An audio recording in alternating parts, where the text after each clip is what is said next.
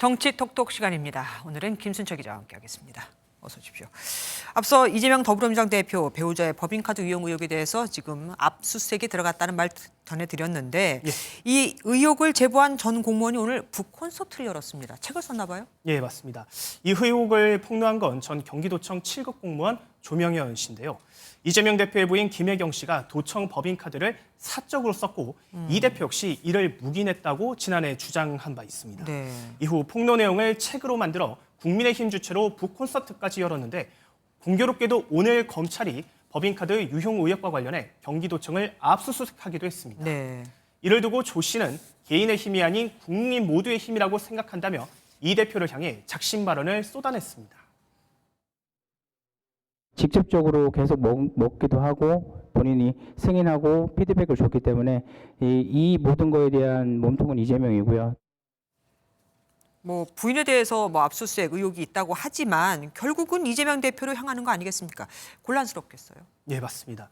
유동규 전 성남도시개발공사 기획본부장은 대장동 의혹과 관련해 이 대표가 몸통이라고 주장했었죠. 네. 이뿐만 아니라 공직선거법 위반 혐의와 위증교사 혐의 재판 결과를 기다리고 있는 상황이라서 부담이 큰 상황입니다. 하긴 대북 송금 의혹에서도 쌍방울 김성태 회장이 또 이재명 대표를 지목하기도 했었습니다. 네.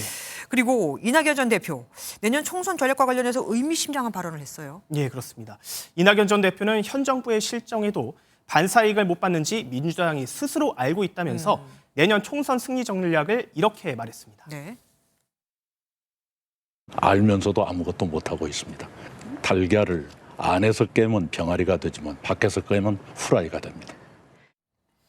정치권에서는 이러한 발언이 이재명 대표의 사법 리스크와 당내 민주주의 문제 등을 겨냥한 것이라는 해석이 나왔는데요. 네. 전임 대표가 이재명 대표에 대한 공세를 이어가자 급기야 민주당 홈페이지에는 이낙연 전 대표를 출당하라는 청원이 올라왔습니다.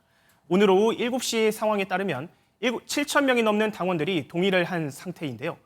한편 이낙연 전 대표는 신당 창당설에 대해서는 너무 길게 끌면 안 되니 때가 되면 말하겠다며 긍정도 부정도 하지 않았습니다. 신당 창당 말씀을 하시니까 말인데 이준석 전 대표도 지금 신당 창당을 준비하고 있지 않습니까? 예, 맞습니다. 내년 총선에 참여할 후보자 모집에 적극 나서고 있던데요. 예, 맞습니다. 지난달 이 전 대표는 인터넷을 통해 예비당원 연락망을 구축했는데 네. 현재는 5만 5천 명이 여기에 응한 것으로 전해졌습니다. 이번에는 역시 인터넷을 통해 내년 4월에 치러질 총선에 참여할 후보자 모집에 나섰습니다. 양식을 보면요. 관심 있는 지역구를 포함해 직업과 학력, 과거 공직선거 출마 경험 등을 기재하게 돼 있습니다. 네. 이 전 대표는 MBN과의 통화에서 현재 연락이 많이 오고 있다고 말하기도 했습니다. 이 전 대표는 오는 27일까지 윤석열 대통령과 당이 변하지 않으면 탈당해서 신당을 창당하겠다고 했는데 오늘 한 발 더 가까워진 겁니다. 그렇네요. 지금까지 김순철 기자와 정치톡톡 함께했습니다. 고맙습니다. 안녕하세요. 김주하입니다.